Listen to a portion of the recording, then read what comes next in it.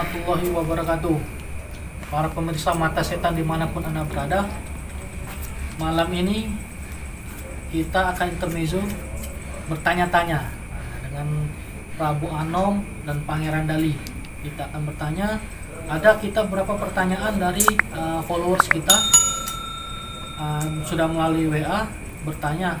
Nah, sekarang ini kita bincang-bincang malam ini kita akan menanyakan, biar dijelaskan oleh Pangeran Dali, pertanyaan-pertanyaan dari followers kita. Nah, ikutin terus Mata Setan. Pangeran, nah, ini kan ada pertanyaan-pertanyaan nih dari followers kita kan, dari teman-teman dari Mata Setan. Nah, mereka bertanya, untuk masalah BK atau Batara Karang, itu apa itu Batara Karang itu? Terus bagaimana sih bisa sejarahnya ada di Indonesia? Bisa disebut Batara Karang? Coba Pangeran jelaskan. Jadi Batara Karang itu bukan ada di Indonesia saja sebetulnya. Batara Karang itu sudah mendunia, dalam arti kata bukan di Indonesia, mungkin ada di luar negeri, di Singapura, di Malaysia, Brunei, di Inggris, di Belanda itu sudah ada tuh BK. Ya. Tapi BK ini kan yang dikatakan BK artinya itu kan BK itu kan Batara Karang. Batara Karang itu ilmu Batara Karang. Ya. Jadi yang dibilang orang Batara Karang itu kecil, bentuknya gimana? Nah, itu mungkin sudah ada di YouTube tuh bentuk-bentuknya Batara Karang itu. Kenapa dia jadi seperti itu? Yang dipertanyakan, kenapa dia jadi kecil? Itu sebenarnya bukan kecil, itu rumahnya. Bentuk dia aslinya begitu. Nah, makanya itu kodrat namanya tuh. Kodrat itu katakanlah kutukan. Kutukan itu apabila dia menggunakan ilmu Batara Karang, menggunakan ilmu kekuatan, tahan api, tahan kapak, tahan tuja, tahan tembak. Tapi apabila dia tidak mengenal agama, hilang dari agama Islam atau agama yang mana yang dipercayainya, artinya dia sesat. Dia merasa diri dia tuh kuat, dia merasa diri tuh hebat, dia merasa dia tuh punya kesombongan. Nah, kalau kita kan sebagai manusia itu tidak ada yang kuat, tidak ada yang hebat, tidak ada yang sombong. Yang sombong itu Allah, kalau agama Islam. Yang kuat itu Allah, yang hebat itu Allah. Nggak ada yang manusia itu hebat, yang kuat itu nggak ada. Nah, makanya dia itu menjadi kecil itu kodrat. Kodrat itu sehingga kau akan tidak dikutuk menjadi manusia seperti itu. Jasadmu tidak hancur, rambutmu tidak hancur, kulitmu tidak hancur, hebat, kuat. Tapi yang hilang itu darah kehidupan. Nah, darah kehidupan itu artinya jasadnya itu tetap menjadi jasad seperti itu awalnya dia. Kan manusia ini kan mau tidak mau kekuatan manusia itu walaupun dia kuat, walaupun dia hebat, tetap akan mati. Itu sudah kodrat Allah, kamu hidup pasti mati. Kamu hidup pasti mati, itu sudah keputusan dari Allah. Jadi kalau sudah tahu bakal mati, jadi manusia itu kalau dia tidak ingat di agama dia ingat di Allah, nah jadi seperti itu. Tetap mati tapi ngecil. Ruhnya itu sesat. Mau tidak mau, suka tidak suka. Sampai hari kiamat nggak bisa. Makanya dari hidup kita harus beragama. Dari hidup pun kita harus bahwa kita tidak kuat, Allah yang kuat, kita harus sujud kepada Allah itu. Walaupun kekuatan kita ini ada dalam arti kata ilmu Allah juga, bukan ilmu kita, nggak ada manusia itu ilmu, Allah yang berilmu. Nah, kesombongan itu yang dipengaruhi oleh sebangsa iblis dan setan. Makanya kita sombong, kita angkuh, sehingga lalai dengan agama kita itu jadi Batara Karang tuh, BK tuh. Yang dikata lain tuh jenglot, nah, sama tuh BK dengan jenglot tuh nggak ada bedanya. Tapi jenglot itu umurnya itu mungkin lebih mudah dari BK. Kalau BK itu umurnya sudah sampai 7.000, 4.000 tahun sampai 5.000 tahun. Itu jawabannya. Jadi apalagi mau ditanya? Nah, ini banyak juga kan banyak praktisi-praktisi kita kan ada di YouTube kan, pernah lihat kan. Pertanyaannya, bisa nggak disempurnakan BK itu? Kalau BK, kalau manusia itu yang dikatakan kesempurnaan, manusia itu sudah diciptakan oleh Allah sempurna. Aku ciptakan manusia itu paling sempurna dari makhluk-makhluk yang lain. Itu sudah sempurna. Kita manusia. Nah, gimana caranya kita menyempurnakan diri kita? Itu selagi hidup. Kalau sudah mati seperti BK itu, dari mana jalannya mau disempurnakan? Orang sudah sesat. Itu kan sudah ada petunjuk. Waktu sebelum turunnya Nabi Adam di muka bumi ini sebagai nabi yang ada di bumi ini yang pertama, ya sudah dibilang perjanjian iblis dan setan itu kepada manusia. Ya Allah, izinkan hambamu untuk menggoda manusia menjadi pengikutku. Apa jawaban Allah? Silakan. Bagi manusia yang tidak beriman kepadaku akan menjadi pengikutmu. Tapi kalau beriman kepadaku tidak bisa. Kenapa? Dia tunduk dengan Allah. Nah, tinggal lagi iblis dengan setan itu berusaha menjadikan manusia itu menjadi pengikut dia. Atau ya contohnya BK itu pengikut dia. Nah, kalau sudah mati, antara langit dengan bumi itu nggak ada lagi hubungan. Putus. Makanya selagi masih hidup, hendaknya kita ibadah, berbuat baik kepada manusia, kepada teman-teman, kepada keluarga, agar kebaikan kita inilah yang jadi modal kita untuk mendapatkan hadiah dari Allah. Mungkin bisa dipertimbangkan di hari ke depan, apa dipikirkan bahwa akan dimasukkan ke surga atau gimana, atau dibersihkan dulu. Kalau udah sesat kayak gitu gimana mau sempurna? Dari mana jalan sempurna? Tinggal nunggu hari kiamat dulu. Kiamat aja dia tuh nggak ada hitungan. Ada hitungan itu. Dari mana? Cuman kalau manusia itu sudah jadi BK itu kan dia kan bodoh. Bodoh, hatinya tuh kepengen. Kita sedih melihat dia tuh jadi kayak itu. Makanya kita sebagai manusia itu contoh. Jangan kita jadi seperti itu. Contoh kita. Jangan kita angkuh kayak jadi seperti ini. Jangan merasa kuat kayak jadi seperti ini. Yang kuat itu Allah. Kita minta perlindungan Allah. Itu adalah A'udzubillahi minasyaitonirrajim. Bismillahirrahmanirrahim. Aku berlindung kepada Allah. Berlindung kepada Allah bukan kuat. Namanya kita berlindung. Apa yang kuatnya kita berlindung? Tapi kalau kita merasa tidak kuat, Allah akan melindungi kita. Kita menjadi kuat. Itu bukan kita merasa diri kita kuat. Nah, itu jawabannya. Jadi artinya kalau sudah jadi BK, dia mati itu sudah terkutuk. Tapi sebagai manusia kita, ini BK kita pelihara. Kita ajak aja buat kebaikan dia itu. Jangan kita buat ajak kejelekan. Contoh, kita menggunakan BK ini untuk nyantet orang. Nah, itu nggak bagus itu. Dia sudah sesat, kita sesatkan lagi. Nah, kita buat dia tuh kebaikan. Nah, tuh kalau kita bisa berkomunikasi, kenal dengan dia, silaturahmi. Nah, tuh namanya Puyang apa tuh Puyang. Kalau saya yang punya itu Puyang Renggong nama saya. Puyang saya itu namanya ada Puyang Uang Karakibo dari Sulawesi. Puyang Renggong itu dari Jawa Barat tuh yang dikuasai oleh Raden Kuning kemarin. Raden Kuning dititipkan kepada saya tuh Puyang Renggong. Satu lagi itu ada BK lagi, satu di rumah itu masih dalam pemeliharaan saya. Saya nggak pernah berintahkan sama dia itu berbuat jelek, nggak pernah. Ajak dia, Puyang, nih saya ada pasien sakit, tolong dibantu Puyang, agar dia tadi itu dapat poin juga dari Allah. Mungkin diampuni oleh Allah. Mungkin. Atau kan keputusan Allah itu nggak bisa ganggu gugat. Keputusan Allah. Mau dimasukin ke neraka kek, mau masuk itu nggak bisa kita ponis. Karena apa? Ya hakim.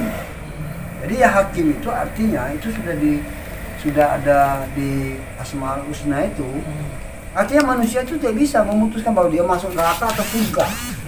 Nggak ada itu. Ya hakim itu Allah yang menghakimi manusia itu. Kita nerima aja perbuatan kita aja baik atau buruknya itu. Nah itu Pak ya. Jadi harus jelas, jangan kita nggak tahu bahwa cerita BK disempurnakan. Sempurna dari mana sempurna? Kita aja sempurnakan diri kita sendiri, nggak usah disempurnakan BK ini. Nah, apalagi itu. Nah ini kan banyak dia beredar di masyarakat masalah BK ini. BK ini kan sering dikaitkan dengan meminta darah atau tumbal. Tuh. Banyak sering itu berkaitan kan. Nah, kita ini kan sebagai beragama, bagaimana menyikapinya? Menyikapi BK ini. Karena BK itu termasuk makhluk ciptaan Allah juga. Kayak gitu. Dan mereka juga butuh makan juga. Nah, bagaimana seperti Pangeran Dali kan punya BK juga tadi kan. Nah, bagaimana menyikapinya? Karena kan banyak beredar masyarakat tadi. Mereka minta darah, mereka minta tumbal. Nggak dikasih, mereka butuh makan. Justru itu Pak ya. Yang namanya BK itu sifatnya tuh bukan seperti manusia lagi.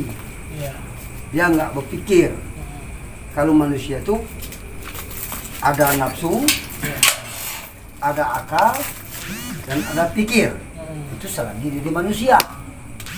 Kalau sudah jadi BK, itu nggak ada pikiran lagi dia. Dia cuma nafsu dengan akal. Nafsu itu mau makan nih. Akalnya mau perintah kemana aja mau. Nah makanya kalau kita jadi manusia, sekarang kita piara BK nih. Saya piara BK belum pernah saya kasih darah. Kalau juga mau kasih darah, darah saya. Bukan dalam arti kata darah saya ini saya beli agar dia itu mencicipi darah saya ini, nurut sama saya. Kan kita manusia harus nurut dia sama kita. Kalau kita nurut sama dia, itu mau dikasih darah, kita kasih darah, kita mati dimakan darah oleh dia. Karena kita nurut perintah dia. Maka kita kan dia yang harus kita perintahkan. Dia harus tunduk kepada kita. Bukan kita tunduk kepada BK, itu beda. Nah kalau kita tunduk kepada BK, itulah orang mau kasih darah, mau kasih tumbal. Darah itu kan betul dia minta. Kita mau kasih atau tidak? Kalau kita kasih, arti ada kepentingan ini, pasti. BK itu kalau makan darah hidup, perintah apa bebas, silakan. Menyantet orang, membunuh orang. Ada itu hamil, hilang, lagi hamil, hilang sendiri hamilnya tuh dimakan BK tuh. Nanti kasih upah oleh orang-orang yang nggak beriman ini. Dia miara BK, dia tunduk, cari kehidupan dengan BK. Saya enggak, saya cari kehidupan dengan Allah. Saya yakin Allah punya rezeki. Saya lahir dari bayi sampai tua kayak gini, umur saya 51. Saya nggak pernah namanya minta rezeki itu dari setan, nggak pernah. Minta rezekinya dari Allah. Yakin saya Allah itu ada rezeki. Nanti saya masih hidup, anak saya bisa sekolah, istri saya bisa makan. Saya janji dengan Allah, ya Allah kalau saya nggak ada rezeki lagi, Allah cabut saya mati. Untuk apa saya hidup di dunia kalau nggak ada rezeki? Makanya saya yakin dengan Allah itu ada rezeki saya. Bukan rezeki dari setan. Ini kebanyakan orang memanfaatkan orang sesat itu, BK itu, sehingga dia menjadi sesat. Memang dia sudah sesat. Nah, jadi kita sendiri yang sesat. Kalau orang itu mati, dia juga jadi BK nantinya. Itu jawabannya. Yang memanfaatkan BK tadi ya? Ya, yang memanfaatkan. Kenapa? Dia itu dibodohi BK.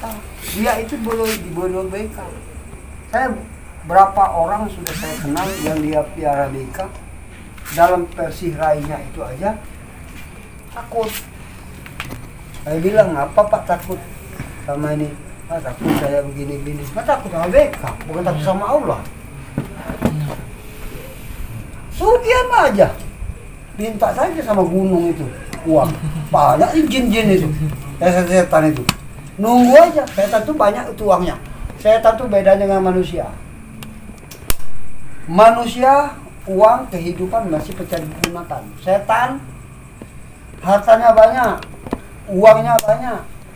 Mau apa? Jin itu. Tapi bisa nggak digunakan? Nggak bisa dibelanja itu. Nah, dia tahu kekurangan manusia. Kekurangan manusia ini artinya manusia ini perlu kehidupan ini, imannya nggak ada. Nah, mau apa kamu? Saya kasih, tapi saya minta tumbal tuh. Nah, maka saya mau bilang tumbal tadi. Karena kita tahu nafsu kita kuat untuk punya kehidupan tuh gampang ini, pesugihan aja ini. Kalau pesugihan cuman kita nyiapkan tumbal dapat harta. Nah, tapi kan nggak berpikir otak dia tuh. Yang ditumbalnya siapa? Itu manusia. Dia sendiri yang ditumbalnya, entah akhirnya dia yang tumbalnya. Makanya jangan dulu buat perjanjian sama setan itu. Buat perjanjian sama iblis. Termasuk jangan buat perjanjian sama jin yang kira-kira jin sesat. Kenapa? Dia akan menyesatkan kita. Mau tidak mau. Dia tahu kekurangan manusia itu dari ekonomi sudah tahu. Dari kehidupan dia tahu. Dari harta dia tahu. Sudah ada harta, mau harta lagi. Sudah ada harta, mau harta lagi. Apalagi yang miskin, ada harta. Pasti mau harta. Nah, itu tinggal keimanan. Agama dan keimanan itu harus diperkuat. Agar kita minta rezeki dari Allah, bukan dari setan-setan itu. Itu aja contohnya. Nah, pertanyaan terakhir ini untuk masalah BK ini. Mengganggu tak kalau contohnya mengganggu tak BK yang ada di rumah untuk mengganggu keluarga atau anak kecil katanya kan sering diganggu tuh kalau ada BK di rumah. Nah, bener nggak itu? Kalau mengganggu itu kan saya bilang tadi kan dari awal bahwa kalau dia itu tunduk sama kita gak mungkin ganggu kita karena kita tuannya. Iya. Yang dikatakan mengganggu itu kalau kita berkehidupan dengan BK itu atau berkehidupan dengan jenggol itu. Kita tunduk sama dia. Jadi mau diganggunya, mau dimakannya istri kita, mau diciumnya, dipeluknya istri kita urusan dia. Karena apa? Kita kan tergantung dengan dia kehidupan kita. Iya. Nah kalau kita rajanya saya 3 BK saya, nggak ada yang ganggu-ganggu, nggak ada yang ganggu-ganggu, nggak ada. Cuma secara toleransi saya kan ngopi nih, ngopi, saya ngerokok, saya minum baju putih, ya. Nanti kan dia kalau bilang sama saya minta kopi, ya saya kasih kopi. Nah, sama tamu saya ada di rumah. Coba kamu bertamu ke rumah saya, nggak saya kasih kopi kan nggak enak. Iya. Minimal kan baju putih. Kalau ada rokok saya kasih rokok. Nah, itu namanya kehidupan bersama. Itu yang digunakan silaturahmi kepada makhluk gaib. Bukan tunduk sama dia. Nah, dia tuh tamu saya di rumah. Wajar dia bilang saya ngerokok, gua minta rokok 1, kasih. Kan beda. Kopi ada tuh yang renggong itu, dia hobinya bukannya air putih, dia hobinya kopi. Dia lihat kopinya, kopinya manis sama saya, sama. Saya hobi manis, dia manis juga. Tapi saya siapkan hitam manis yang bukti nyata tuh. Kurang terus kopi itu sampai habis kering. Ternyata boleh ke rumah, shooting di rumah kalau memang nggak percaya. Cuman ada perjanjian saya, nggak setiap minggu, nggak setiap itu. Saya kasih waktu 1 bulan 8 hari baru saya ganti kopinya. Itu 1 bulan 8 hari baru turun tuh kopi. Nah saya buat baru. Tapi bukan dalam arti kata dari mana dia ganggu, karena dia hubungan baik sama saya. Coba kita hubungan baik sama manusia, sama sebangsa jin, sebangsa BK itu manusia juga, awalnya dari manusia itu. Kalau kita berbuat baik sama dia, nggak mungkin dia ganggu kita. Karena kita ini dalam arti kata tuannya dia dari mana. Kalau kerja saja kalau merasa tuan kan urut. Nah itu, jadi yang mengganggu itu bisa jadi, nggak bisa dipungkiri juga. Mungkin dia bersatu dengan mereka, dia mencari kehidupan sama mereka itu. Makanya kalau punya BK atau punya kekuatan atau khodam apapun bentuknya, usahakan dia bisa nurut sama kita, bukan kita nurut sama dia. Kita patuhnya sama Allah cuma satu, ya, beribadah dan bersujud, berbuat baik dan menghilangkan larang-larangannya itu. Urusan hodam ini Kita tahu bahwa dia ini harus nurut sama kita. Ingat aja Nabi Sulaiman itu sebagai jin itu nurut semua sama dia itu Nabi. Nah, Nabi Sulaiman itu bisa mengatasi seluruh jin itu, dikuasai oleh Allah untuk mengatasi seluruh jin. Nah, kok Nabi aja bisa. Jadi jangan sedikit-sedikit ada piara beka, piara hodong, mengatakan syirik. Yang mana syirik itu yang seperti apa? Jangan kita bicara syirik, ternyata tidak tahu apa yang syirik. Jadi jangan langsung diponis syirik itu. Yang syirik itu kalau kita mengakui sepenuhnya dia, kehidupan kita tuh diatur oleh dia, itu syirik kita. Tapi kalau kita masih mengakui Allah yang kuat, dia itu nurut sama kita, bukan syirik. Apakah salah? Contoh, saya ngobatin orang sakit nih. Kan saya manusia, la haula wala. Allah punya kekuatan ini. Allah sudah kasih pikiran sama saya. Manusia tuh sesungguhnya hendaknya berpikir, gunakan akalmu. Nggak mungkin saya bilang, ya Allah tolonglah aku ya Allah. Langsung Allah nolong. Apa gitu? Enggak. Kan berdoa aja kita sama Allah, ya Allah minta uang, datang uang. Nggak mungkin, saya kerja dulu baru dapat uang. Nah, sama seperti itu. Ya Allah, saya mohon ya Allah, dengan kekuatanmu, dengan kekuasaanmu ya, saya gunakan BK ini. Karena dia kuat, dia bisa. Bantu saya, karena dari awalnya dia memang sakti. Nah, bisa bantu dengan kekuatan dia itu. Sababiyah namanya, sababiyah hodam. Nah, bisa. Jadi enggak syirik itu. Kalau yang syirik itu, kita melupai Allah. Langsung sama dia. Salah itu. Makanya ada kalimat yang mungkin enggak pernah didengar. Saya punya guru, orang makrifat ya. Dia pernah belajar saya. Jangan lupa diawali dengan redo. Jadi seluruh bumi dan langit ini aku yang punya, kekuasaan aku. Aku yang memiliki. Mohon minta redo dulu dengan aku. Maka jadi. Jadi kun fayakun itu kun kata Allah, fayakun kata Allah, robikun kata Jibril, kun ana minallah. Kun kita sendiri karena Allah. Jadi apa yang kita pinta dengan Allah maka terjadi. Itu yang dipakai oleh seorang wali-wali dulu. Makanya wali-wali dulu kun fayakun dia memang benar-benar hebat karena dia yakin sepenuhnya dengan Allah itu. Jadi baca awalnya ilahi robbi anta maksudi walidoka matlubi atini mahabbataka wa maripataka wabikurbika ya arhamar rahimin. Itu artinya itu, ya Allah mohon redomu ya Allah. Dengan kekuatan apapun bentuknya di muka bumi ini, mohon redomu ya Allah. Karena dia yang memilikinya. Nah, kalau udah Allah sudah memberi redo kepada manusia itu, segala apapun bentuknya, pasti kun. Kalau nggak diredoi oleh Allah, apa yang kamu kerjakan nggak mungkin berhasil. Itu jawabannya Pak Pani. Oke, itu tadi pertanyaan terakhir untuk masalah BK. Untuk pemirsa dari Mata Setan, itu tadi penjelasan dari Pangeran Dali untuk pertanyaan dari salah satu followers kita untuk menanyai masalah BK. Apa itu BK sudah dijelaskan, bagaimana sih terjadi prosesnya BK dan bagaimana cara menyikapinya. Nah, ini sudah dijelaskan semua oleh Pangeran Dali. Nah, tinggal kitanya yang berpikir, mau nurut atau tidak sama BK. Karena jelas BK itu adalah makhluk Allah juga, makhluk ciptaan Allah. Nah, diawali dari manusia.